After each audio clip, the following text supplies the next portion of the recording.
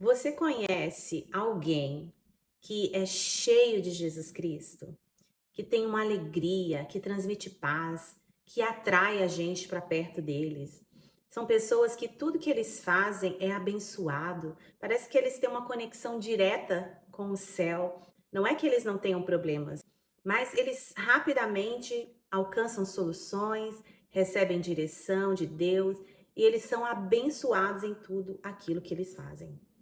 Eu quero dizer para você que essa pessoa é uma pessoa que tem um amigo muito especial que se chama Espírito Santo.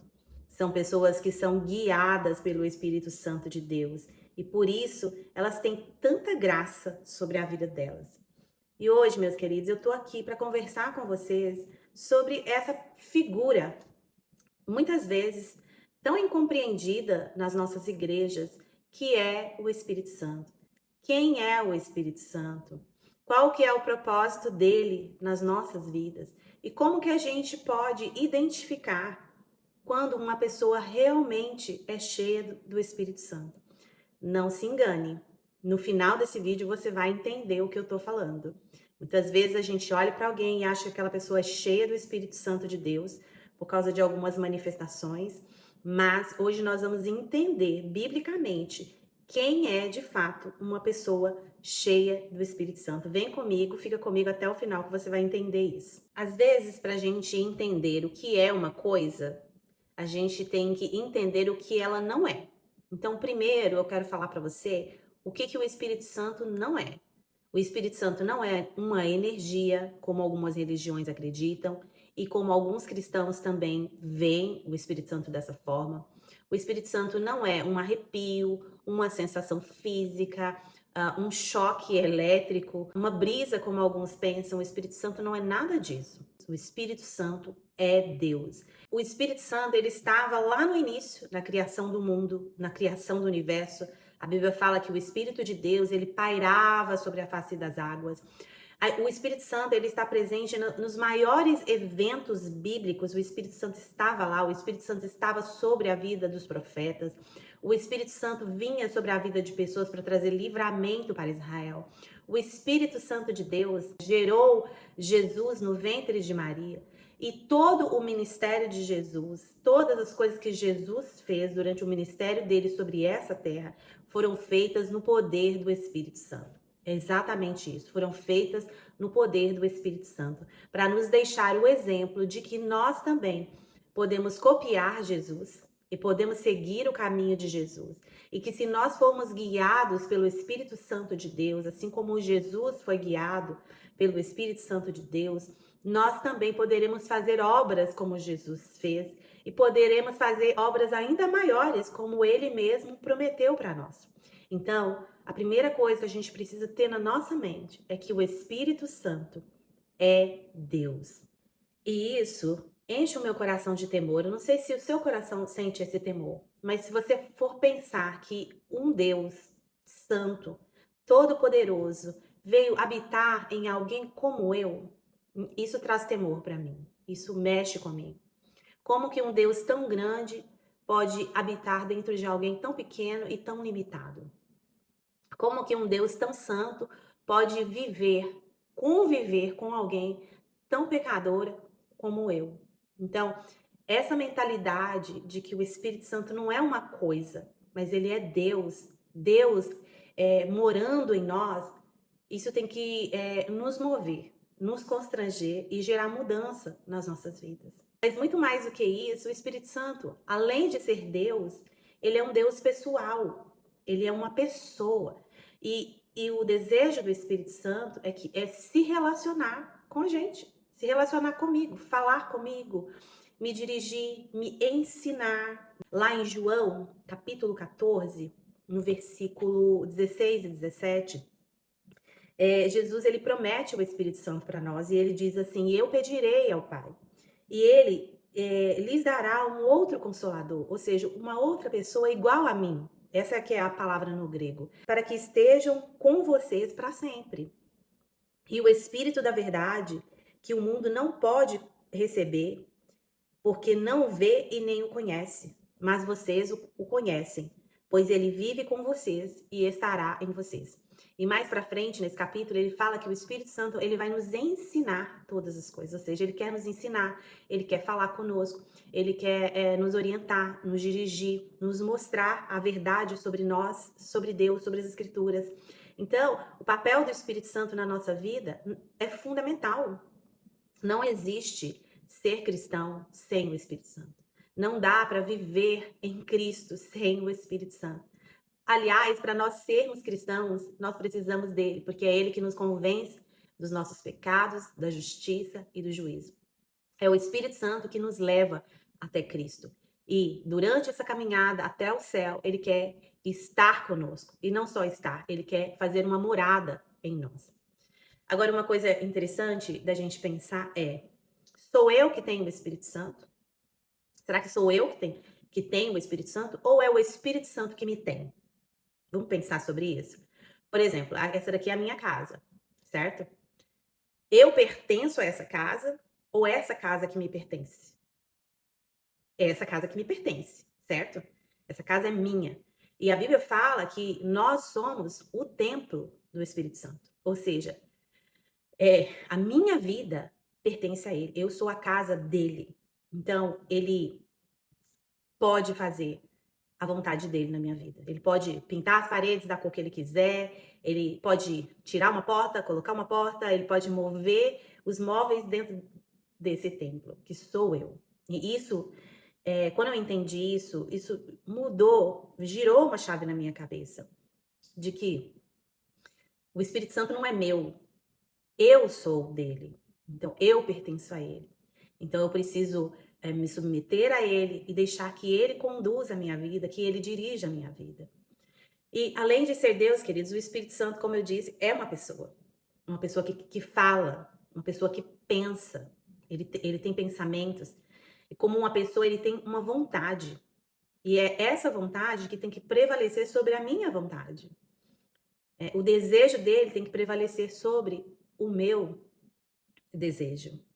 E o Espírito Santo, ele quer se relacionar com você e ele quer se relacionar comigo também. E é pelo fato dele ser uma pessoa que eu posso entristecer o Espírito Santo. Eu posso deixá-lo triste, porque ele, como pessoa, ele tem emoções. Ele pode se alegrar em mim e ele pode se entristecer também com as minhas ações. Agora, diante disso, você pode parar e pensar: então, o que é uma pessoa cheia do Espírito Santo? Se hoje você vai em uma igreja e você vê alguém pregando lá na frente, aí essa pessoa, ela está pregando, ela está entregando profecias e ela traz revelações ali sobre a vida de algumas pessoas. Geralmente é isso que chama a nossa atenção. Quando a gente olha para alguém e a gente vê essa pessoa se manifestando em algum tipo de dom, alguém que ora, alguém põe as mãos sobre um enfermo, aquela pessoa é curada. E você vai dizer o quê? Essa pessoa é cheia do Espírito Santo. Não é isso que vai acontecer? É exatamente isso que vai acontecer. Porque o dom, ele salta aos nossos olhos. Agora, porque uma pessoa se manifesta em um dom, não quer dizer exatamente que ela é cheia do Espírito Santo. Porque a Bíblia fala que os dons e a vocação são irrevogáveis. Ou seja, eu posso receber um dom, por exemplo, posso receber um dom de cura e de profecia e de discernimento de espíritos, mas ao longo da minha vida eu posso apagar o Espírito Santo na minha vida com os meus pecados. Porque eu sou obstinado, porque eu não quero mudança, porque eu não quero transformação, porque eu não quero abrir mão do meu orgulho. E isso pode ir entristecendo o Espírito Santo e pode ir apagando o Espírito Santo na minha vida, certo? Mas eu posso continuar operando nos dons, porque os dons são irrevogáveis. E o dom, querido, é algo que passa pela nossa vida. Ele passa por nós e alcança alguém, certo? É como aquele entregador de pizza. Não sei se você já pediu pizza na sua casa. Aquele entregador, ele vai lá, ele pega aquela pizza, ele pega aquele dom e ele entrega na porta da tua casa. Você pega aquela pizza e você usufrui daquela pizza. Mas o entregador, ele não usufrui daquela pizza, em nada, certo? Ele só é um mensageiro, ele só é um entregador. Então, o dom é isso, ele vem passa por nós e chega em alguém, por causa da misericórdia, da graça, da bondade e do amor de Deus. Mas não é porque alguém prega, não é porque alguém dá uma profecia, não é porque alguém cura, é usado em cura, que essa pessoa está cheia do Espírito Santo. Não é. Então, o que eu tenho que observar para saber se realmente uma pessoa é cheia do Espírito Santo? O maior objetivo do Espírito Santo é nos tornar parecidos com Jesus Cristo. É isso. O Espírito Santo, ele vem nos mostrar Cristo e nos fazer parecidos com Cristo. É como se a gente estivesse diante de um espelho, que a gente vê a perfeição de Cristo e as nossas falhas.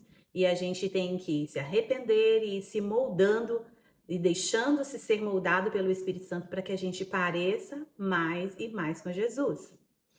Então, uma característica que assim, é essa característica, é isso que você tem que olhar para identificar se alguém de fato é cheio do Espírito Santo, é se ele tem o fruto do Espírito na vida dele, que está lá em Gálatas, capítulo 5, versículo 22 ao 25, que fala assim: mas o fruto do Espírito é amor, alegria, paz, paciência, benignidade, bondade, fidelidade, mansidão, domínio próprio. Contra essas coisas não há lei. Às vezes você vai ver alguém que prega muito bem, que fala muito bem, mas quando a gente chega de perto, a gente vai ver que o fruto do Espírito não está ali. E isso serve para nós também, porque às vezes você acha que você é cheio do Espírito Santo, porque você prega, porque você ora e alguém é curado, e você se enche de orgulho por isso. Mas quando eu me dei conta de que alguém cheio do Espírito Santo não é alguém que opera em dons, mas é alguém que tem o fruto do Espírito, eu entendi o quão distante eu estava de ser parecida com Jesus Cristo. E isso me leva a um arrependimento e essa sensação de que realmente eu não posso gerar esse fruto por mim mesma, que eu preciso da ajuda do Espírito Santo na minha vida. E como que eu consigo isso? Como que eu vou gerar esse fruto? Como que esse fruto vai ser gerado, na verdade, na minha vida? Bom, eu preciso ter um relacionamento com o Espírito Santo. Eu preciso desenvolver uma vida com o Espírito Santo. Eu preciso aprender a ouvir a voz dele, ouvir a direção dele. Eu preciso da ajuda dele para entender a Bíblia. Eu preciso da ajuda dele para lançar luz sobre o meu coração, sobre as intenções do meu coração, sobre as motivações do meu coração. E eu preciso me arrepender. Lá no livro, nesse mesmo capítulo de Gálatas, ele fala, logo depois que ele fala sobre o fruto do Espírito, ele fala sobre nós crucificarmos as nossas paixões. Então, o Espírito Santo é especialista em mostrar quais são os ídolos que estão no nosso coração, onde nós estamos errando, onde nós estamos falhando. Então, a gente precisa nos arrepender disso e lançar isso sobre a cruz e abrir mão de muitas coisas na nossa vida. Nós precisamos crucificar as nossas paixões. E eu preciso ser guiada pelo Espírito Santo de Deus, que também está lá em Gálatas. Ele fala sobre isso, que se nós vivemos pelo Espírito, nós também vamos andar no Espírito. Então, o Espírito Santo vai conduzir a minha vida. Eu vou acordar e vou falar: Espírito Santo, o que o Senhor quer fazer hoje na minha vida? Como eu devo me comportar nessa situação? Que resposta eu tenho que dar diante desse desafio, diante desse problema?